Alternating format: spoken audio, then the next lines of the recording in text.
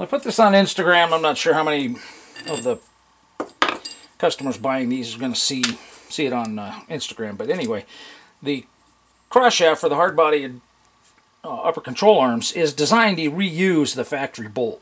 Okay, if I remember right, there wasn't any easy way to get a bolt exactly like it.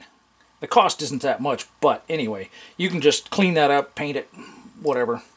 But the split washer in the aluminum is just going to mess up the aluminum and not really be that effective. Okay, so I'm going to include these 14mm flat washers that can go in there under that, and then you still get at least the same engagement depth.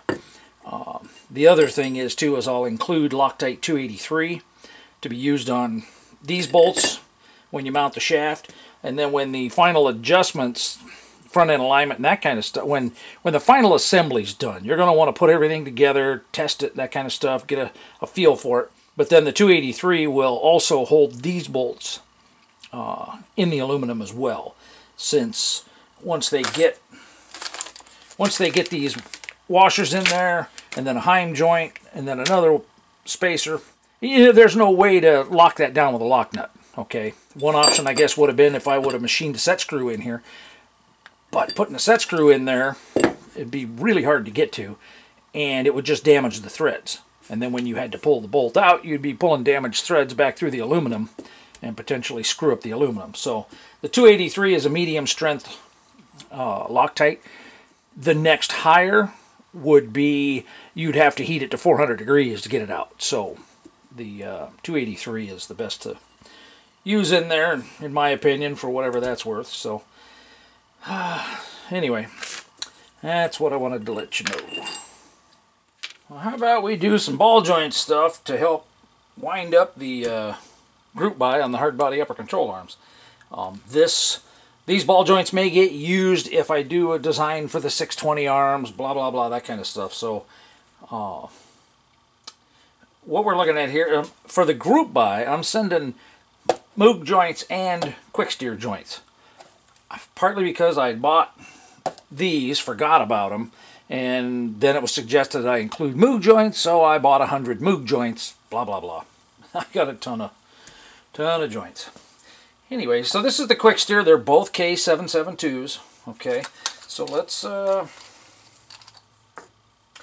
is a washer, a straight Zerk fitting in there. The boot's fine, and there's just, and this is the Moog one, probably going to be a little better, last a little longer. It's got these channels.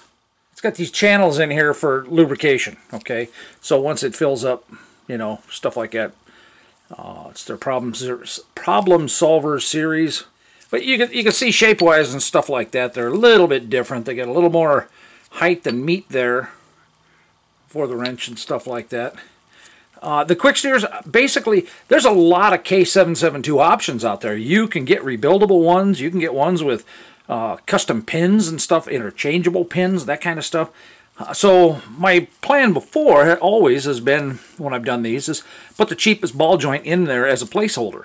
If you decide later that you need something different, you're not throwing away a nice joint. I want to say these were like, let's say $9, and these were like 16 something. So they are both greasable. That's got a normal Zerk fitting. This one's in the bag here, and it's I